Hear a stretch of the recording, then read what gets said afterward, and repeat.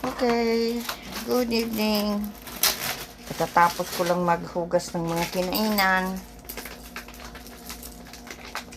At ito, nakain ako ng pineapple. Say hi to everyone. Hello. Yan. Si Bunso, nagluluto.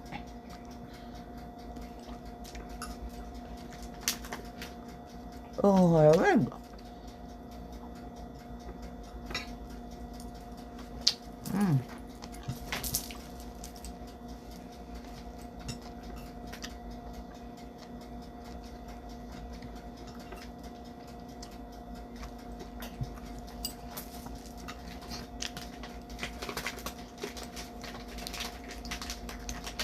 Sobrang lamig. Dapat kanina ko pa ito inabas sa dito para mabawasan yung lamig. Ito ang kinakain ko, pineapple. Yung snack.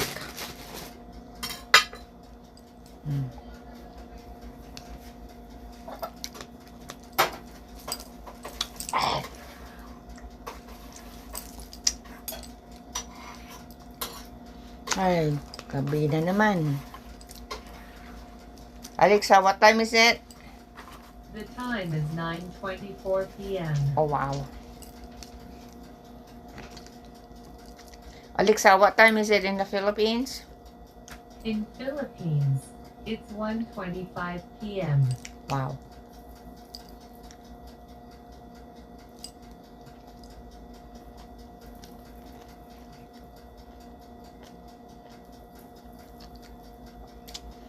Alexa, what is the date today? November 3rd, 2025 was on a Monday. Okay, Monday today. Monday dito.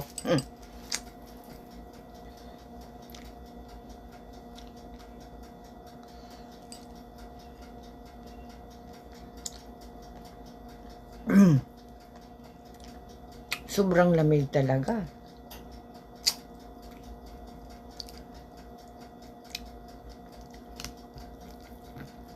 Malamig na dito ngayon sa sa labas. At jacket na ako.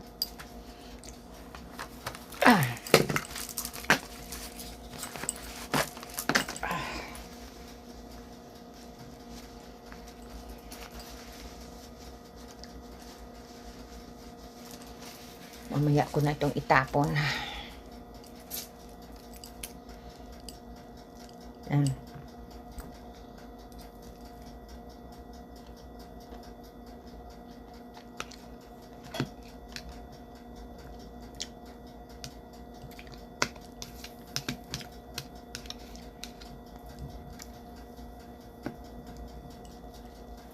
Dito yung dati kaya ako na na hospital nahimatay ako diyan sa diyan sa banyo. Hindi ko alam na nahimatay ako. Akala ko nanaginip ako. Hindi ko maalala na punta ako sa banyo. Nagising ako, wala, yung shower curtains nakatapo na doon sa sa shower. Akala ko naginip ako. May appointment ako sa doktor. Sabi ko sa doktor na masakit yung side ko. Tiningnan, marami pala na akong bruise. Dito, oh my God, ang daming bruise. Okay naman, kaya lang, hindi ko nga alam kung paano ako natumba. Hindi ko talaga maalala. Akala ko, nanaginip lang ako. Mabuti nga, hindi ako natumba doon sa toilet. Kung natumba ako sa toilet, o siguro baka nakapasok yung ulo ko doon sa toilet bowl. Yun, ako. Tapos, pagkatapos nun, ako, nagsusuka ako, at wala na akong appetite kumain. Yun, nagpa-doktor ako. Ayun na CT scan ako. Ayun na nga, mayroon ako dito ng tumor dito, malaki, 6 inches, round. Yan. Minsan naisip ko, siguro baka yung nang binugbog ako nung panahon ng kapatid ko, yung panganay sa akin, malaki yun, mataas. Ako dati payat ako nung kabataan ko. Wala pa akong anak noon, pero asawa ko na si Alec. Yan. Palaging sumasakit yung ulo ko. Kaya kung palaging sumasakit ang ulo niyo, huwag niyong i-ignore yun. Dapat patingin kayo sa doktor. Yun ang palaging pasakit ang ulo ko. Yung pala, matagal na siguro yung nasa ulo ko. Kasi malaki na eh.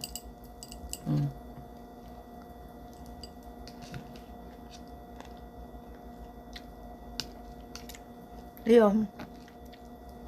Dinala ako doon sa malapit sa Vancouver Hospital. Nandoon ako. Yung uminoperahan ako, nag-bleeding pala yung utak ko. Pero hindi agad sa akin sinabi ng doktor. Yung medyo nagre-recover na ako, sinabi sa akin ng doktor na operahan ako sa ulo, yun nga, nag-bleeding. Kung nag-continuous daw yun, patay na ako. At yun sa akin, birthday gift ko, yung nabuhay ako. Kasi nung operahan ako, November 26, last year, 2024. Mga 1 year na. Pinahiram pa sa akin ang buhay ko. Dahil kung continuous yun, patay na ako last year pa. Kasi hindi naman ako nag-alam. Kung nabuhay ako, hindi. Yun. Pero yung anak ko, yung doktor, sinabihan na pala yung panganay kong anak na baka 50-50 na yung surgery. Hindi ako mabuhay. Yun nga. Kaya alam na pala ni Dean, yung panganay kong anak, na posibleng mag 50-50 ang surgery. Siyempre, may edad ka na. Tapos sa utak pa, uoperahan. Yan. Kaya pala hindi sa akin sinabi ni Dean. Pero nung nagkwento ko na sa doktor, sinabi na sa akin na yung ihatid na ko dito sa hospital dito. Sinabi na sa akin ni Dean. Yan. Say hi, come here. Wait. No, just like this wave.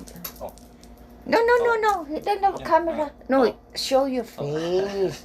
Come on, sweetie. Come on. Just like this. Don't be so shy. Here. Hello. Oh, that's That's good enough. my youngest son. He's still my baby. Yeah. He's my baby. You're still my baby, right? Yeah. Oh, he's still my baby. He's the youngest. So he's my baby. He's still my baby.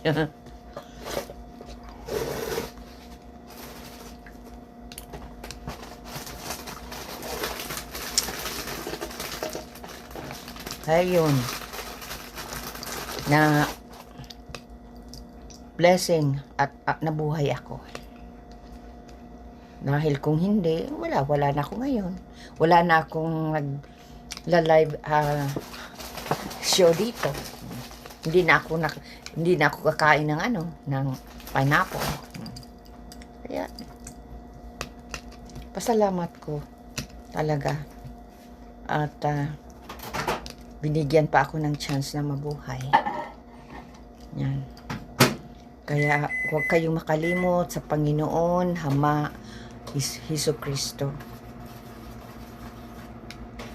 Kasi nakalimot ako noon ng sobra ko talagang depressed noon. Grabe ang stress ko. Nakalimot ako. Pero ngayon, aware na ako sa lahat. Para ako nagising sa pagkatulog ko. Nagising at alam ko nang nangyayari sa buhay ko. Dati hindi ko alam ang nangyayari sa buhay ko. Alam nila yung mga mandrugas. Alam nila na na easy target ako. Kaya na nila, naluko-luko ako. Ngayon, wala na nagano sa akin. Siguro na siguro na naramdaman na halata na smart na ito si Dewey. Hindi na namin maluloko.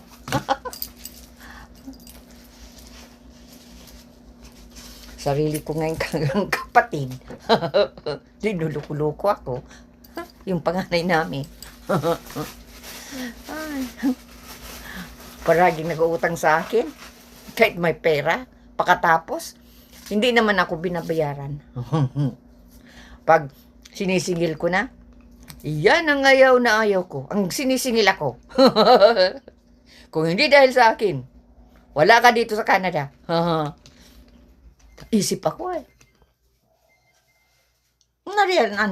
nag-message ako sa kanya, nag-ano ako, sabi ko, palagi mong sinasabi yan sa akin na kung hindi sa kanya, wala ako sa Canada.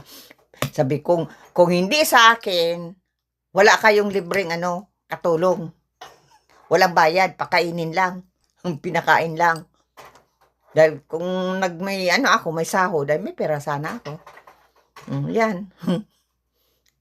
Ilang taon akong ginawang katulong na walang sahod. Hindi ko nga kung anong itsura ng pera, kung hindi ako nakalipat kay Ali, hindi ko nakita yung pera. Kung anong itsura ng pera ng Canada. Hey kid, how you doing? You know we had chili, eh? Yeah, he's cooking. Yeah, that stuff's pretty good. You can mix it with other stuff. It's a nice taste. I had it with beef stew sometimes. Is that good? Yep. No, I'm just gonna eat my fruits right now. Kaya,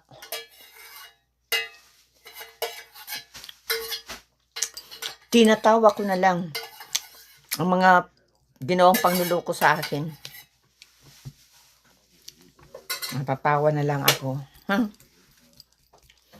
Magawa nga ako ng yung maliit lang na parang comedy.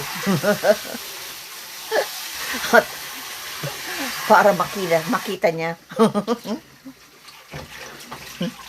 yung gagawin ko. Kaya yan. Yan, lang. Sa, maliit lang na yan. Short film. The comedy. Tungkol sa utang. Utang.